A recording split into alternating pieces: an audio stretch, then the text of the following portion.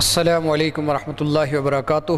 محمد کامران خان حدیث اور علوم حدیث سے متعلق 7ویں لیکچر کے ساتھ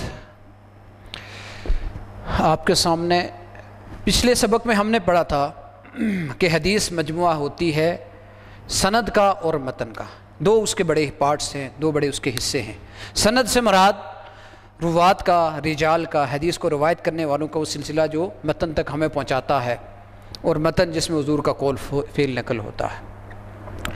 آج کے سبق میں ہم انہی دو چیزوں کو پیش نظر رکھتے ہوئے اس کی بہت سی اقسام جو حدیث کی مختلف اعتبارات سے، مختلف لحاظ سے، مختلف حوالوں سے، مختلف وجہت نظر سے حدیث کو دیکھنے سے جو اس کی اقسام ہمارے سامنے آتی ہیں ان کا مطالعہ کریں گے۔ ان میں سے سب سے پہلی جو ہماری اقسام بنتی ہیں وہ اتصال اور انقطاع سند، یعنی سند شروع سے لے کے آخر تک جڑی ہوئی ہے یا نہیں جڑی ہوئی، ملی ہوئی ہے یا نہیں ملی۔ ملی ہونے کا مطلب یہ ہے کہ جو پہلا شخص ہے جو حدیث کو روایت کر رہا ہے وہاں سے لے کے تو حضور صلی اللہ علیہ وسلم تک کہیں بھی اس کا سلسلہ ٹوٹنے نہ پائے، تو یہ اتصال ہوتا ہے۔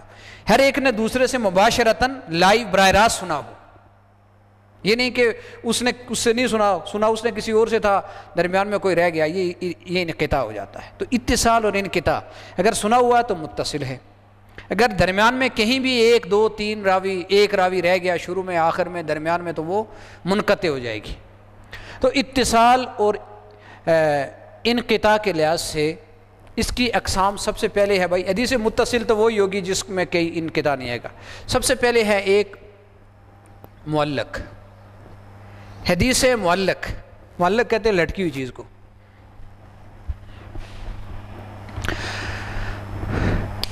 حدیث معلق کون سی ہوتی ہے؟ وہ حدیث کہ جس کی ابتدائے سند سے ایک یا اس سے زائد راوی گر جائیں، وہ معلق کہلاتی ہے۔ یہاں سے کتاب والا شروع کر رہا ہے نا، تو وہ اپنے فی الفور استاد کو، جو اس کا فوری استاد ہیں، شیخ ہے، ان کا نام نہیں لے رہا ہے، یا دو کا نہیں یا تین کا نہیں، براہ راست صحابی کا نام لے رہا ہے، یا اپنے استاد کو چھوڑ کے اس کے استاد کا نام لے رہا ہے۔ درمیان شنی شروع میں سے، ابتدائے سند میں سے ایک یا اس سے دو راوی ساقط ہو جائیں، گر جائیں، ان کا ذکر نہ کیا جائے تو حدیث معلق کہلاتی ہے۔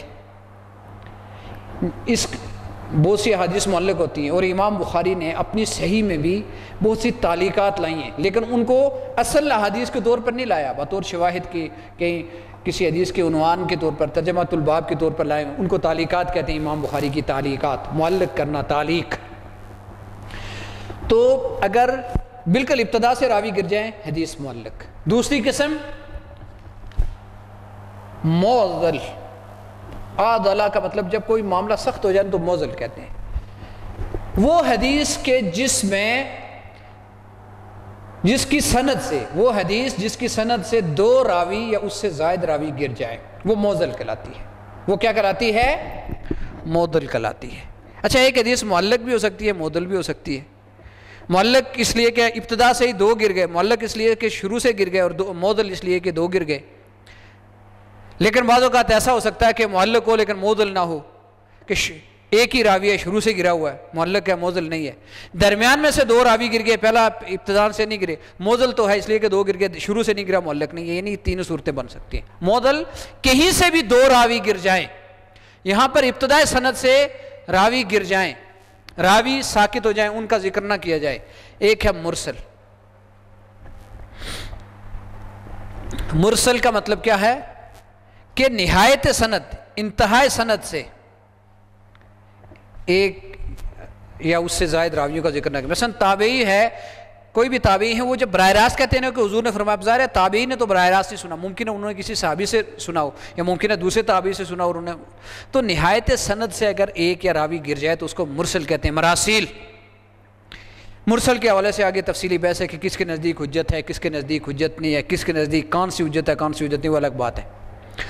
تو مرسل آخر سے، سند کے آخر سے، یعنی صحابی کا ذکر نہ کیا جائے، یا بس تابعی ذکر کرتا ہے، صحابی کا نہیں کرتا، قطع نظر اس کے کہ وہ خود اس نے تابعی سے سنا اور اس نے یا صحابی سے ہی سنا تھا لیکن نام نہیں ذکر کیے۔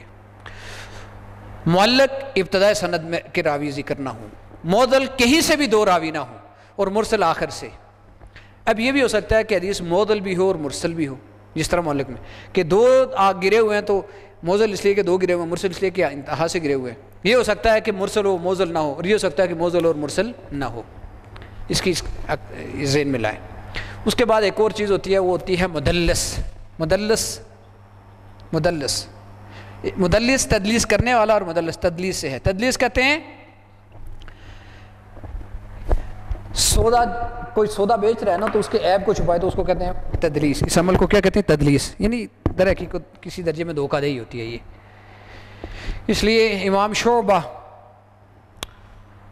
وہ کہتے ہیں تدلیس یہ جھوٹ کی اقسام میں ہے. اس کی آگے 2-3 اقسام ہیں، لیکن بہرحال اس کی ایک جامع تعریف اس کو آپ کو بتا دیتا ہوں کہ کسی بھی سند کے اندر جو عیب ہے، اس کی سند کے اندر جو عیب ہے اس کو چھپا دینا اور اس کو خوبصورت بنا کے ظاہر کر دینا. مختلف اقسام ہو سکتی ہیں نا. ایک یہ ہے کہ اس کے ایک راوی ہے، اس کا استاد جو ہے وہ ضعیف ہے، اس کا اپنا استاد شیخ ضعیف ہے، لیکن آگے ساری سند ٹھیک ہے. وہ یہ کرتا ہے کہ اپنے استاد کا نام نہیں لیتا بلکہ استاد کے استاد کا نام لے لیتا ہے. استاد کے استاد کا نام لے لیتا ہے تاکہ یہ ضعیف راوی درمیان میں اس کا نام ہی نہ میں ذکر کروں اور حدیث کو صحیح جمع. یہ تدلیس ہے. جس طرح وقیع ابن خالد یا اس طرح اور بھی بہت سے مدلسین، اسماء المدلسین کے لحاظ سے پوری بے شمار کتابیں لکھی گئی ہیں کہ فلاں فلاں مدلس تھے، تاکہ جہاں پر بھی ان کا نام سند میں آئے تو وہ نام. یہ آگے پڑھیں گے مدلسین طبقات کون کون سے، ان سے کون سے مدلس تھے، پھر ان کی مرویات کو بھی ذکر کیا ہے تاکہ لوگوں کو پتہ چلے. پھر یہ عن سے روایت کریں تو ان کی حدیث قابل قبول نہیں ہوتی. یہ پورے اصول حدیث ہے نا. میں نے کہا تھا کہ پھر ان چیزوں کو پیش نظر رکھتے ہوئے ایک صورت اس کی یہ ہے کہ اس کو نہ ذکر کیا جائے. دوسری صورت اس کی یہ ہے کہ نام تو ذکر کرے لیکن یا اس کی نام یا کنیت تو ذکر کرے لیکن اس نام یا کنیت سے جس سے وہ نہیں جانا جاتا، تاکہ جانا نہ جائے. مثلا ایک شخص کو سارے جانتے ہیں کہ وہ ضعیف ہے، اس کا نام ویسے فرض کے طور پر اس کا نام سعید ہے، اور کوئی کہے کہ ابو الحسن نے یہ بات کہی. اب لوگ سوچیں گے ابو الحسن کون ہے، ابو الحسن کون ہے؟ کیونکہ اگر مثلا جس کا نام سعید ہے اس کو سارے جانتے ہیں کہ یہ قابل اعتبار حدیث میں ضعیف ہے، تو ابو الحسن کہہ دے تو لوگ سوچیں یہ کوئی اور شخص ہے. اس طرح بہت سارے لوگوں سے پوچھا گیا کہ آپ فلاں جو روایت کرتے ہیں کہا فلاں بندہ، انہوں نے کہا وہ تو ضعیف ہے، تم اس کا ایسا نام لے رہے ہو کوئی پہچانا ہی نہیں چاہتا. یہ بھی تدلیس ہے. اور ایک تدلیس جو ہے وہ تدلیس یہ ہے کہ شیخ سے، ایسے شیخ سے روایت کرے. وہ تو تلاش کرنا بھی بڑا مشکل ہوتا ہے کہ کسی شیخ سے ایسی حدیث روایت کرے کہ جو اس سے بعض دیگر حدیث تو روایت ہیں لیکن اس سے وہ بھی روایت کر لے جو اس سے نہیں سنی ہوئی. یہ بھی تدلیس کی گئی. اس سے بہت سی حدیث لی ہے لیکن ایسی بھی اسے روایت کر لے جو اس سے نہیں لی، کسی اور سے لی ہوئی ہیں لیکن وہ ضعیف ہے لیکن وہ بھی اس کے کھاتے میں ڈال رہا ہے. اس کی آگے اقسام بنتی ہیں تدلیس کی جو ہے وہ. بہرحال اس کی بعض اقسام بعض سے بہت ہی بری ہیں. تدلیس تسویہ سب سے زیادہ بری ہے اس کی. تو تدلیس اندھیرا اور روشنی ملی ہوئی ہے نا، اس کو بھی دلسک کہا جاتا ہے، سودے کے عیب کو چھپانا. یہاں پر سند کے اندر جب ایسے کسی عیب کو چھپانے کی کوشش کی جاتی ہے اس کو تدلیس کہہ دیتے ہیں. یہ بات سمجھ میں آ گئی. معلق، معضل، مرسل، مدلس، یہ اتصال اور انقطاع کے لحاظ سے. اور جو بھی حدیث ہو اس کو اس کے لحاظ سے ویسے یعنی سند متصل نہیں ہے جی، بس یہ بات کہہ دی جاتی ہے. منقطع ہے جی، سند منقطع ہے، عام لفظ کہہ دیا جاتا ہے. مرسل کو بھی کہہ سکتے ہیں، معضل کو بھی کہہ سکتے ہیں. اس کو ایک تو اس لحاظ سے ہوگی. اب دوسری جو قسم ہے وہ اقسام حدیث بلحاظ تعداد روات کی جو تعداد ہے. کیا مطلب؟ سند کے اندر مختلف طبقات بنتے نا، مختلف اس کے درجات بنتے. صحابہ نے روایت کیا، آگے ان سے تابعین نے، تابعین سے تبع تابعین نے، آگے اس کے آپ کو پتہ ہے. اگر آپ یہ جو ہے نا جرح و تعدیل کی کتابیں وہاں پر دیکھیں تو ان کے فلاں طبقے سے تعلق رکھتا ہے، فلاں طبقے سے. 12 طبقے بنائے ہیں امام حافظ ابن حجر نے اور بھی مختلف طرح. تو اب ہر طبقہ کے اندر حدیث جب تک کتاب والے کے پاس پہنچتی، ہر طبقہ میں اس کے راوی کتنے تھے، اس کو روایت کرنے والوں کی تعداد کتنی تھی، ہر طبقہ میں ابتدا سے لے کے تو آخر تک. اس لحاظ سے یعنی اس کو روایت کرنے والے لوگ کتنے تھے. صحابہ میں کتنے لوگوں نے اس حدیث کو روایت کیا، آگے تابعین میں کتنے تھے، تبع تابعین میں کتنے تھے، اس سے آگے اتباع تبع تابعین میں کے اندر کتنے تھے، وہ طبقہ جنہوں نے فلاں کے ساتھ معاصرت اختیار کی ان میں کتنے تھے، وغیرہ وغیرہ. اس لحاظ سے اس کی تعداد بنتی ہے. پہلی ہے حدیث متواتر. حدیث متواتر یاد رکھیں، احادیث میں سب سے زیادہ صحیح جو سمجھی جاتی ہے، جن کی تعداد بہت کم ہے، وہ احادیث متواتر ہے۔ صحیح میں سب سے، آپ کو پتہ ہے تواتر سے جو علم حاصل ہوتا ہے وہ علم یقینی حاصل ہوتا ہے، وہ علم یقینی حاصل ہوتا ہے۔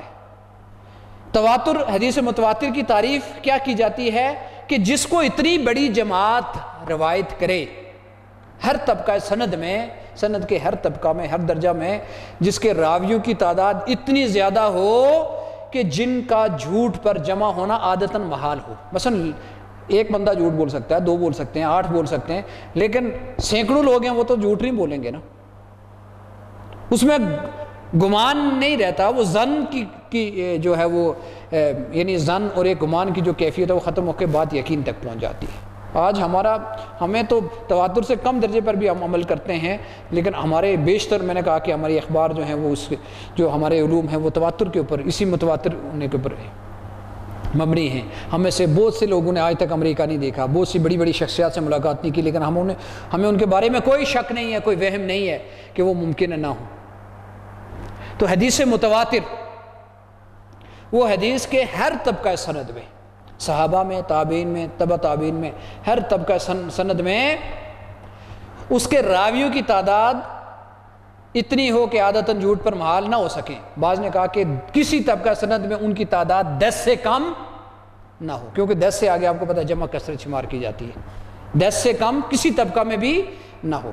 ہاں یاد رکھیں، اگر ایک طبقہ میں زیادہ ہیں دوسرے میں کم ہیں، پھر وہ متواتر نہیں رہے گی، پھر وہ کسی دوسری فعال میں، کسی بھی سطح پہ راویوں کی تعداد 10 سے کم ہو گئی تو وہ اس کے درجے سے کم ہو جائے گی، متواتر سے کم ہو جائے گی۔ سمجھ آ گئی؟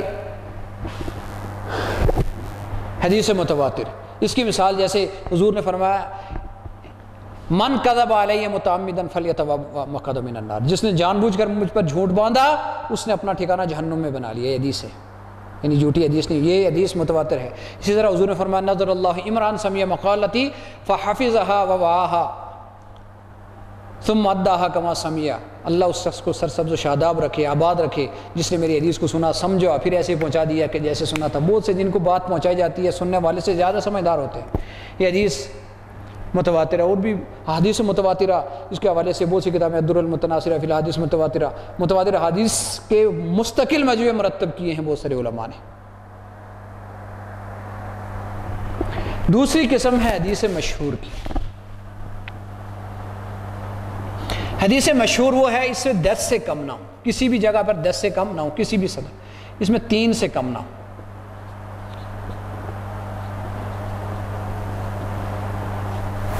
کسی بھی درجہ میں اس کے راویوں کی تعداد 3 سے کم نہ ہو۔ صحابہ میں 3 نے روایت کیا ہو، آگے بے شک 10 نے روایت کیا، تابعین میں 3 ہوں، تبع تابعین میں 3 ہوں، زیادہ ہوتے رہیں بے شک، لیکن 3 سے کسی بھی درجہ میں، کسی بھی مرحلہ پر 3 سے کم نہ ہوں۔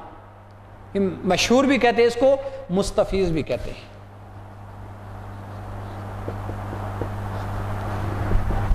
مستفیض بھی کہتے ہیں 3 سے راوی کسی بھی سند کے کسی بھی مرحلہ پر 3 سے کم نہ ہو، زیادہ ہو جائیں کسی مرحلہ پر کوئی حرج نہیں ہے، وہ متواتر کے درجے میں پھر بھی نہیں جائے گی، 3 سے کم ہو گئے تو اس درجے میں آ جائے گی۔ اچھا، مشہور کا ایک عام مفہوم ہے نا کہ لوگوں کے درمیان جو مشہور ہو، لوگوں میں بھی کوئی علماء میں مشہور ہوتی ہے، کوئی نحویین میں مشہور ہوتی ہے، کوئی جس طرح اطلب العلم بھی، وہ یہ مشہور حدیث نہیں ہے، یہ تو موضوع حدیث ہے، علم حاصل کرو چین جانا پڑے، گھڑی ہوئی حدیث ہے۔ اور بھی بہت ساری گھڑی ہوئی احادیث آج کل زیادہ مشہور ہیں اصل صحیح حدیث کے بجائے۔ تو مشہور کا وہ معنی نہیں جو عوام میں مشہور آج کل ہے لوگوں کی زبانوں پہ، مراد جس کے راوی، یہ اس کی اصطلاحی تعریف ہے۔ تیسری اس کی قسم ہے عزیز، عز یعزو، مضبوط بنانے کے معنی میں ہے، جس کے راوی کسی بھی سند کے کسی بھی مرحلہ پر 2 سے کم نہ ہو۔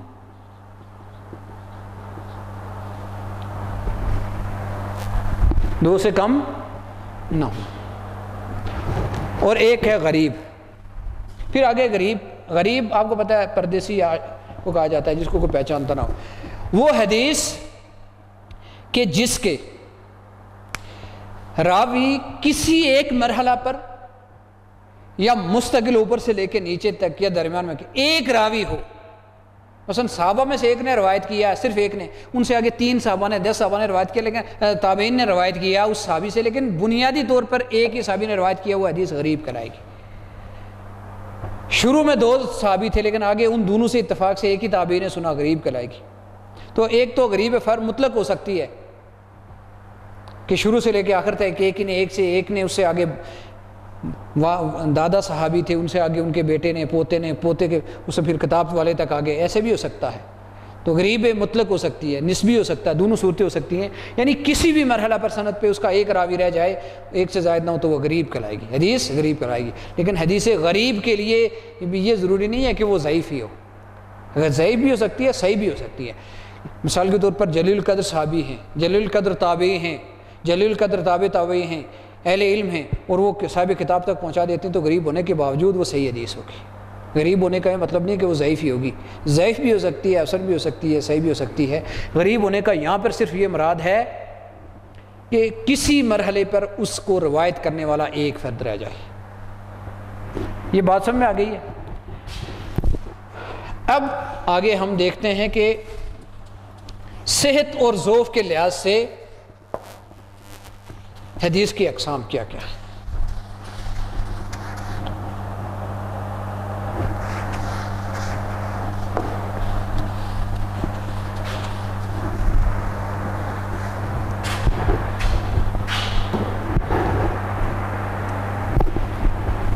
صحت اور ضعف کے لحاظ سے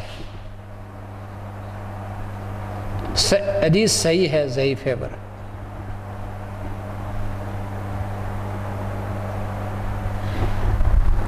سب سے پہلے یہ بڑی اہم بات ہے جی کہ فلاں حدیث صحیح ہے۔ یہ اکثر کہا جاتا ہے فلاں حدیث صحیح ہے۔ صحیح حدیث کی تعریف کیا ہے، اس کی شرائط کیا ہیں، یہ بہت سے لوگوں کو، طلباء کو معلوم نہیں ہوتی۔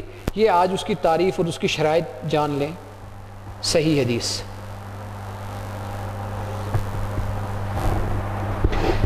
چلیں آپ کے لیے میں اس کی جو مشہور عربی میں تعریف ہے وہ بھی لکھوا دیتا ہوں۔ ما اتصل سندہ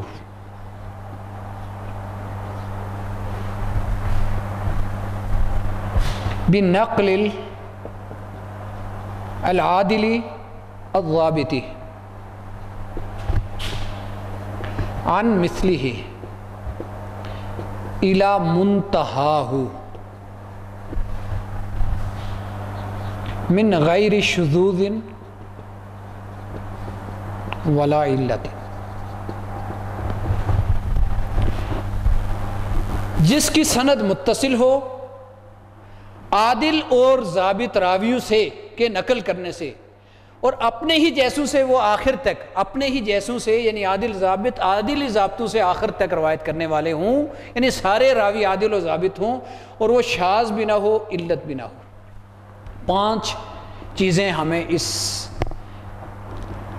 تعریف سے شرائط اس کی سمجھ آ رہی ہے۔ نمبر 1، سند متصل ہو، سند متصل ہو، کہیں پر بھی انقطاع آ جائے، یاد رکھیں کسی حدیث کی سند میں کہیں بھی انقطاع آ جائے، معلق ہو شروع میں، معضل ہو 2 راوی گر جائیں، مرسل ہو آخر میں، تدلیس ہو، کچھ بھی ہو جائے، سند متصل نہ رہے تو صحیح نہیں رہے گی، ایک بات۔ دوسری بات، عادل اور ضابط، تمام راوی عادل ہوں۔ عادل ہونے کا مطلب کیا ہے؟ مسلمان ہوں، عاقل ہوں، بالغ ہوں، صاحب مروت ہوں۔ مسلمان ہو، عادل ہونے کا مطلب عاقل ہو، بالغ ہو، صاحب مروت ہو، بڑے کبیرہ گناہوں کا وغیرہ کا مرتکب نہ ہو وغیرہ وغیرہ، یہ عادل ہونے کی شرائط بیان کی جاتی ہے۔ عادل ہو، قابل بھروسہ ہو۔ تیسری شرط ضابط ہو۔ اچھا ایک اور بات، یہ جو عادل ہونے کی یہ ادا کے وقت ہے، یہ یعنی جب وہ حدیث کو بیان کر رہا ہے اس وقت ہونا ہے۔ مثال کے طور پر کوئی شخص غیر مسلم تھا، اس نے کوئی بات دیکھی تھی اور بعد میں مسلمان ہو کے روایت کیا، تو تحمل کے وقت یعنی جب اس نے حدیث کو لیا تھا، اس کے سامنے وہ واقعہ رونما ہوا تھا، تو اس وقت اگر وہ مسلمان نہیں تھا تو اسے فرق نہیں پڑتا. جیسے ابو سفیان سے وہ مشہور روایت ہے نا کہ کیسر کے دربار میں اس وقت غیر مسلم تھے, کفار کے جو ہے وہ بلکہ قریش کے سردار تھے, بعد میں انہوں نے وہ حدیث روایت کی کہ یہ واقعہ یوں پیش آیا, تو ان کی حدیث ادا کرتے وقت چونکہ مسلمان تھے, صحابی تھے, اس لیے ان کی بات قابل قبول ہے. سمجھ آ گئی؟ ادا کے وقت کی شرط ہے. ضابط ہونے کا مطلب کیا ہے؟ یعنی وہ حدیث اس کے پاس محفوظ ہو, حدیث اس کے پاس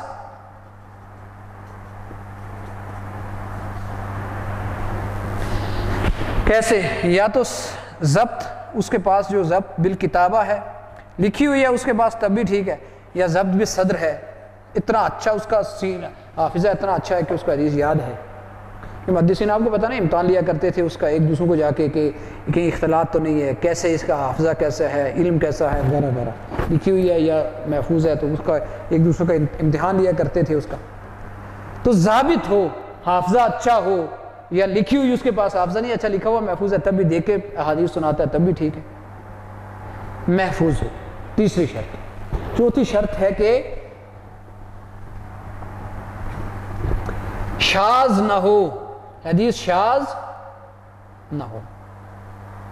شاذ نہ ہونے کا مطلب کیا ہے؟ شذ یا شذو کا مطلب ہوتا ہے انفراد, الگ ہو جانا.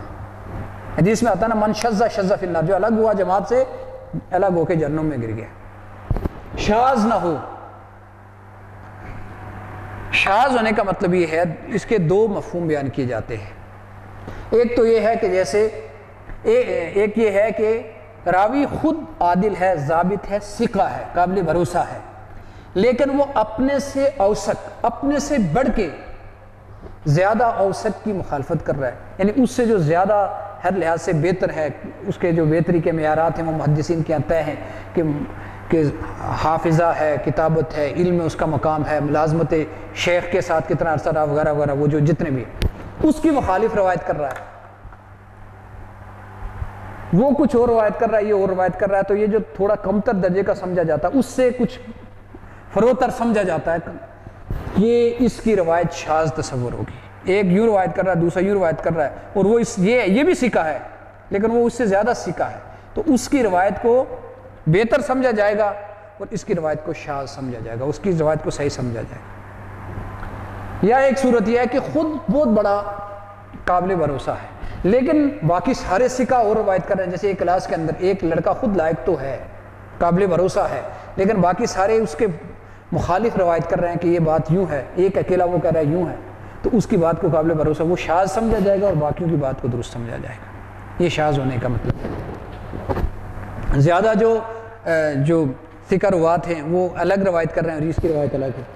پانچویں بات ہے علت نہ ہو. علت کا مطلب کیا ہے؟ علت کہتے ہیں کسی بیماری, خفیہ سبب, یعنی حدیث بظاہر تو سلامت ہے لیکن اس کے اندر جو کوئی اس کے سند میں یا متن میں کوئی ایسا پوشیدہ سبب ہے جو اس کی صحت کو متاثر کرتا ہے. جو ماہر ہوتے ہیں نا علم حدیث کے, جس طرح کسی بھی فن کے ماہرین ہوتے ہیں اس کی باریکیوں کو سمجھتے ہوتے ہیں, تو ایک وہ تھے نا عبد الرحمن ابن ابی حاتم, یا ان سے کسی نے پوچھا, یا کسی اور محدث سے کسی نے پوچھا جو علم الحدیث کے اوپر مستقل کتابیں لکھی گئی ہیں جس میں حدیث کی علتیں بیان کی گئیں کہ بتایا گیا یہ فلاں نے فلاں سے نہیں سنا ہوا تھا, فلاں کے ساتھ یہ تھا, فلاں حدیث میں یہ مسئلہ ہے, یہ الحدیث کی مستقل کتابیں. ان سے پوچھا گیا کہ یہ آپ حدیث کی علتیں کیسے پہچان لیتے ہیں؟ انہوں نے کہا جیسے صراف کیشیئر ہوتا ہے نا, وہ کھرے کھوٹے کو ایک دم الگ کر لیتا ہے, جیسے سونے چاندی کو پرکھنے والے کو پتہ چل جاتا ہے یہ کھرا ہے کھوٹا ہے, یہ اصلی ہے نقلی ہے, اسی طرح ہمیں بھی پتہ چل جاتا ہے. تو علم حدیث میں جب وہ اپنی عمر بتا دیتے ہیں سند کے راویوں کے حالات میں, احادیث کے متن میں, تو وہ ان کا ایک مزاج جو ہے وہ یعنی احادیث کے کلام نبوت کے مزاج شناس ہو جاتے ہیں.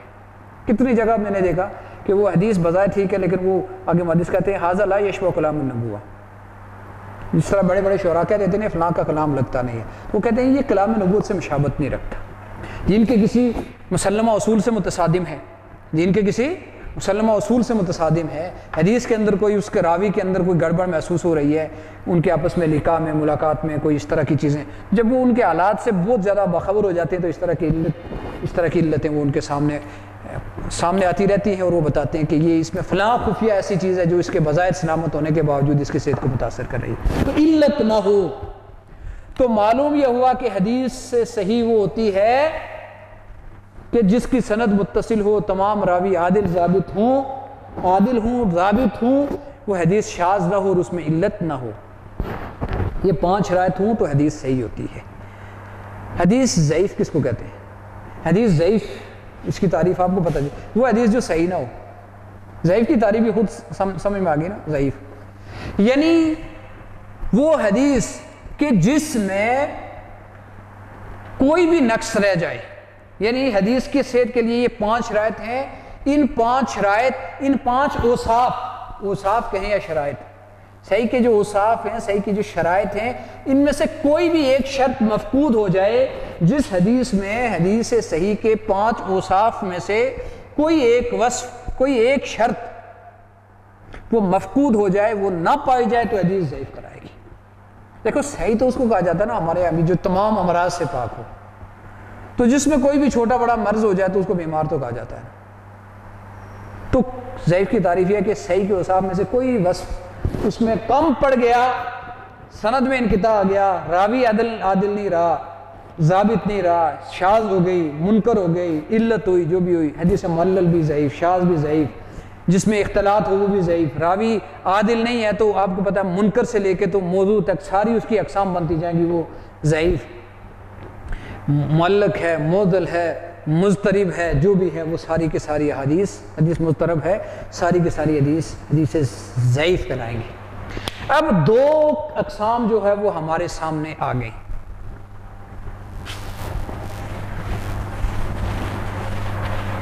ایک صحیح ایک ضعیف۔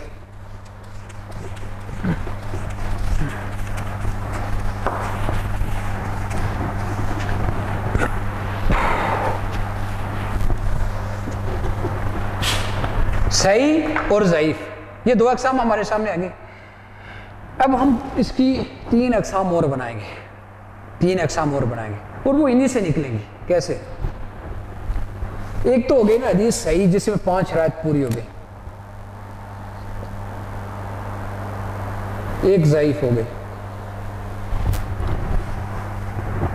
اب دیکھیں یہ جو ابتداء تو محدثین جو تھے وہ ہر حدیث کو یا صحیح کہتے تھے یا ضعیف کہتے تھے، لیکن ذوف میں اب درجات ہیں نا، گڑی ہوئی حدیث ہے، منکر حدیث ہے، معضل ہے، اور ایک وہ ہے کہ جس میں سند متصل تھی، راوی عادل بھی تھا، حافظے میں کوئی معمولی سی گڑبڑ تھی، تو اب اس کا ذوف اور وہ اس کا ذوف تو برابر نہیں ہو سکتے نا، بیماروں میں بھی ذوف میں بھی درجات ہوتے ہیں، معمولی کم۔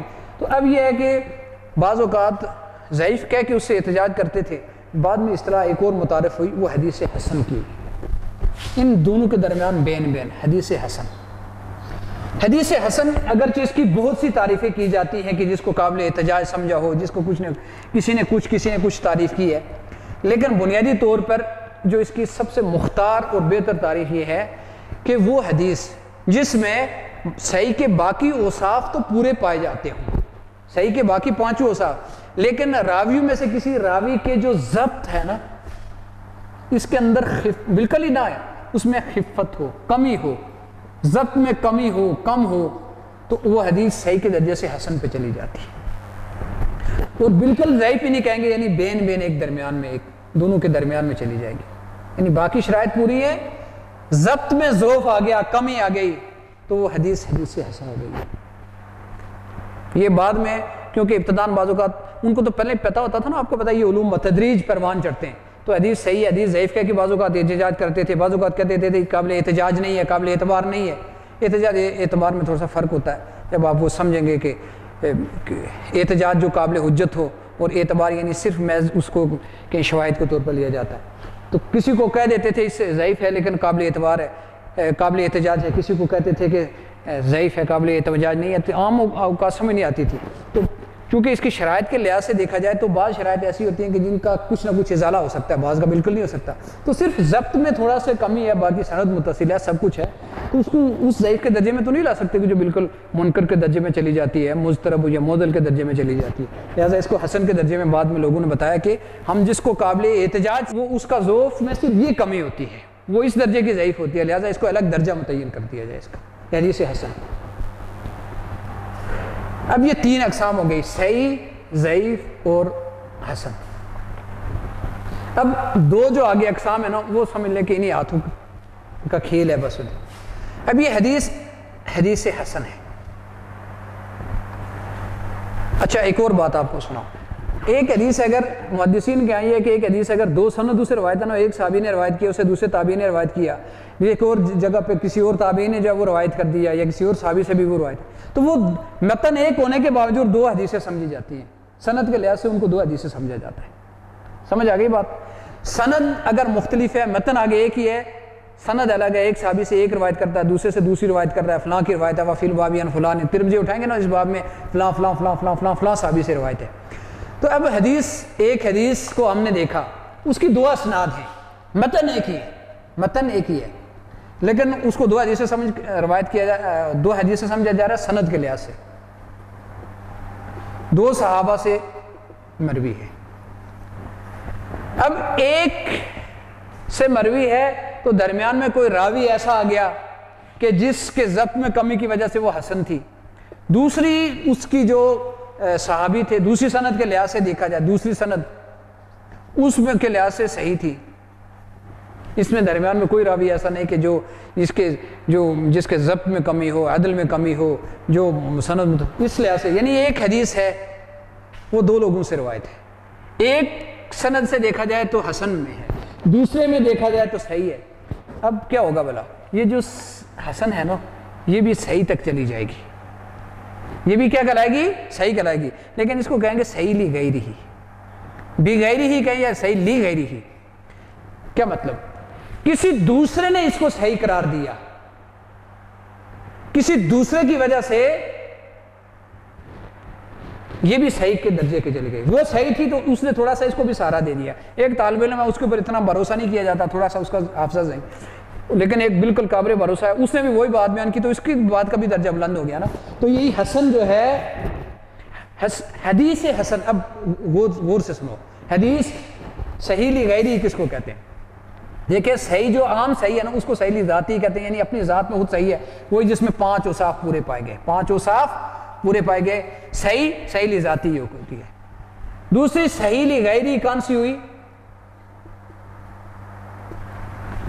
صحیح لی غیری کون سی ہوئی کہ حسن حدیث تو حسن تھی، جب اس کی تائید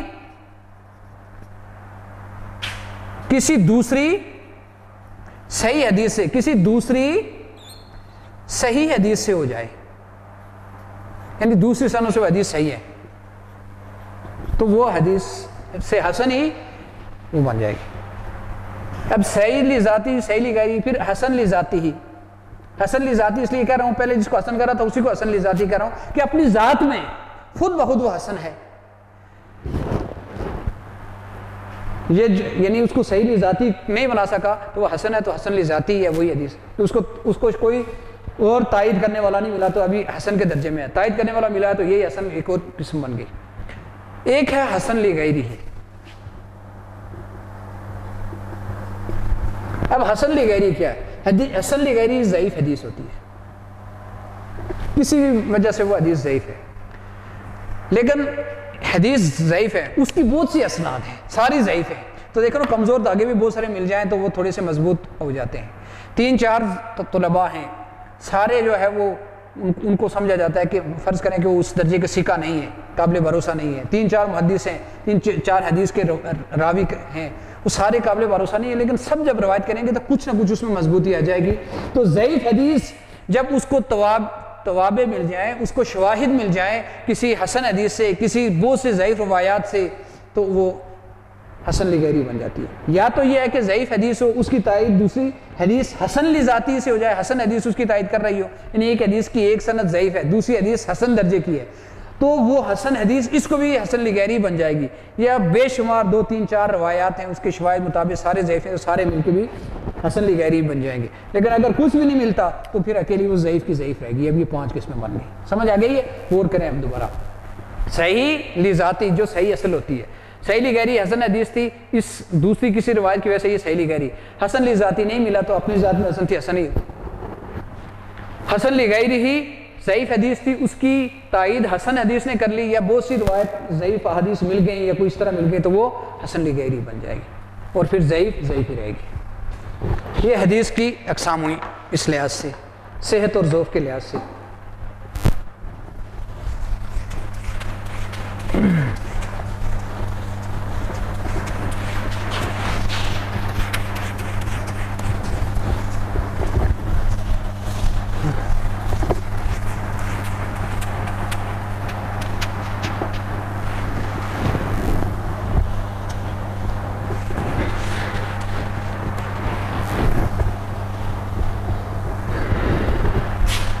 اس کے بعد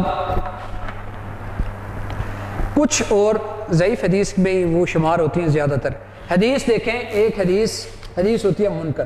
حدیث منکر کون سی ہوتی ہے کہ خود ضعیف راوی اور ثقہ کی مخالفت کر رہا ہے. شاذ اور منکر میں فرق کیا ہے؟ شاذ میں خود ثقہ ہے لیکن اپنے سے بڑھ کے ثقہ کی مخالفت کر رہا ہے, اور منکر وہ ہوتی ہے منکر جو ناشنا کہ وہ خود ضعیف ہے اور وہ اس کی مخالفت کر رہا ہے. حدیث مضطرب یعنی اس کی سند یا متن کے اندر ایسا کوئی اضطراب ہے کہ وہ کبھی بھی دور کسی طرح دور نہ ہو, اس میں ایسا کوئی. مقلوب مدرج اس کی سند یا متن کے اندر کوئی چیز درج ہو جائے, مدرج فی المتن ہو سکتا ہے, مدرج فی السند ہو سکتا ہے, کوئی چیز نئی اپنی طرف سے بڑھا دی جائے, یہ کس کی اصطلاح ہے. حدیث مقبول کس کو کہتے ہیں؟ یعنی جس کو جو قابل قبول ہو, محدثین کے نزدیک قابل احتجاج ہو, اس کو حدیث مقبول کہتے ہیں, کسی بھی درجے کی ہو. ایک حدیث ہے جس کو کہتے ہیں حدیث موضوع. موضوع وضع کی ہوئی گی, وضع کی گئی, مفعول. یاد رکھیں حدیث کی سب سے بری قسم جس کے بارے میں حدیث ابھی آپ کو سنائی نا کہ متواتر حدیث ہے کہ حضور نے فرمایا کہ میرے اوپر جھوٹ باندھا کسی کے اوپر جھوٹ باندھنے کی طرح, جس نے جان بوجھ کے میرے اوپر جھوٹ باندھا اس نے اپنا ٹھکانہ جہنم میں بنا لیا. تو موضوع حدیث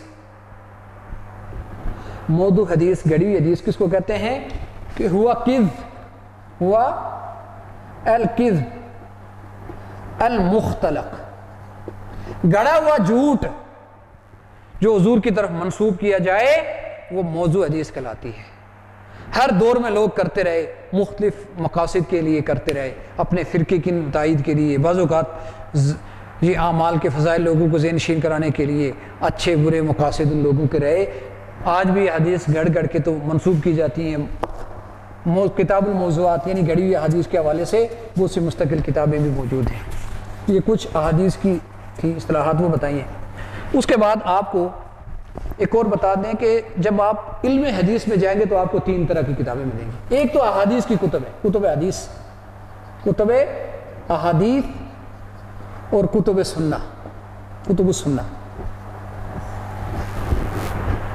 مسند امام احمد ہے, صحیح امام بخاری الجامع صحیح امام بخاری کی, اس کا لمبا نام ہے الجامع المسند صحیح من امور صلی اللہ علیہ وسلم سنن ایامہ.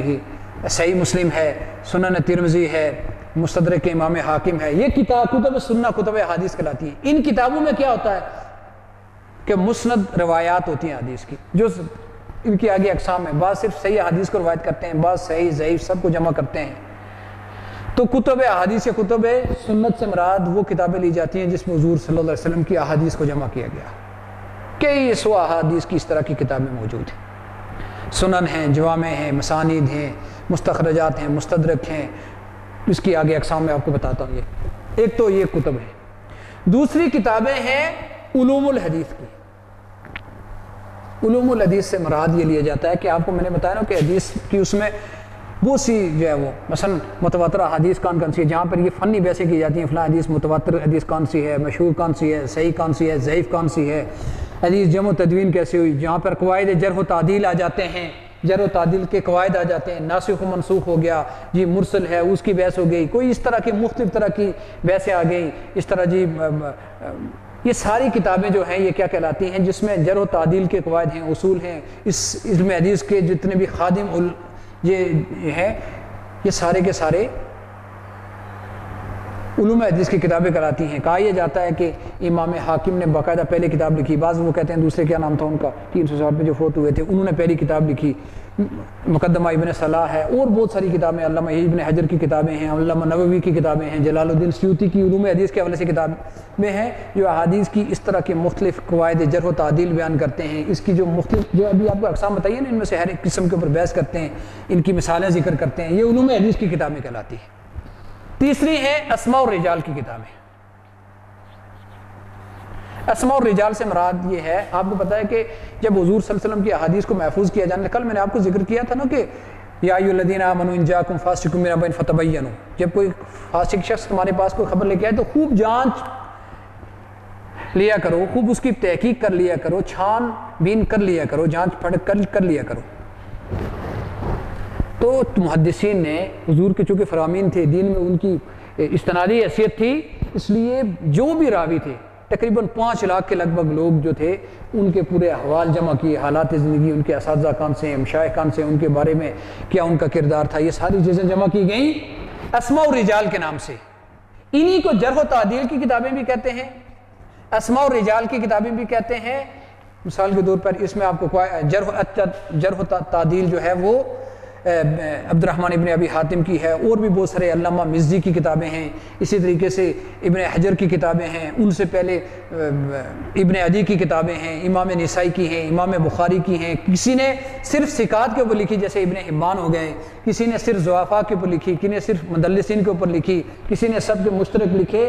اسماء الرجال یا جرح و تعدیل کی جو کتابیں ہیں ان سے وہ کتابیں مراد ہیں کہ جہاں پر ذیل میں ضمناً جرح و تعدیل بھی ہے اور الفابیٹکلی لوگوں کے نام جمع کیے جاتے ہیں، ان کے طبقات ذکر کیے جاتے ہیں، ان کے شیوخ شاگرد ان سے مروی احادیث ذکر کی جاتی ہیں، اور پھر یہ ان کے حالات زندگی تاکہ بیان کیے جاتے ہیں تاکہ جب کسی بھی حدیث میں ان کا نام آئے تو سند کی تحقیق کی جا سکے۔ تو ایسی کتابیں جرح و تعدیل کی کتابیں کہلاتی ہیں۔ پھر شروع حدیث ہیں، شروع حدیث سے مراد یعنی حدیث کی جو مشہور کتابیں ہوتی ہیں نا ان کی شروع، ان حدیث کے معنی مطالب ان سے احکامات جو مستنبط ہوتے ہیں وہ لکھے جاتے ہیں۔ جیسے امام بخاری کی کتاب کی شرح جی فتح الباری ابن رجب نے بھی لکھی، فتح الباری ابن حجر نے بھی لکھی، جی قسطلانی نے شرح لکھی، ابن بطال نے لکھی، علامہ عینی نے جو ہے وہ عمدۃ القاری لکھی، اور بہت سارے لوگوں نے اس کی شروحات لکھی، مسلم کی نووی نے لکھی، اور لوگوں نے اسی طرح صحیح مسلم کی شروحات لکھی، کیا نام ہے علامہ خطابی نے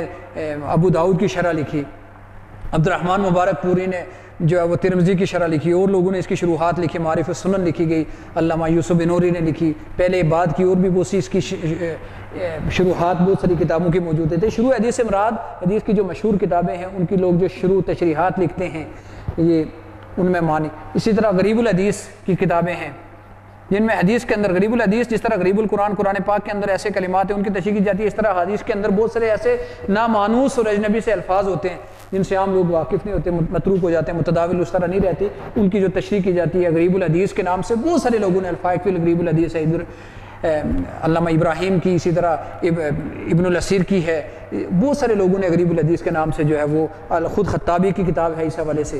تو یہ غریب الحدیث جس میں احادیث کی مشکل جو الفاظ ہیں ان کے معنی مطالب اور یہ چیزیں لکھی جاتی ہیں۔ تو یہ کچھ کتب احادیث کے جو مختلف طرح کی اس کے جو علوم الحدیث کا جو مجموعہ ہے ان میں جو اس کی مختلف اقسام ہیں وہ آپ کے سامنے بتائی گئی ہیں۔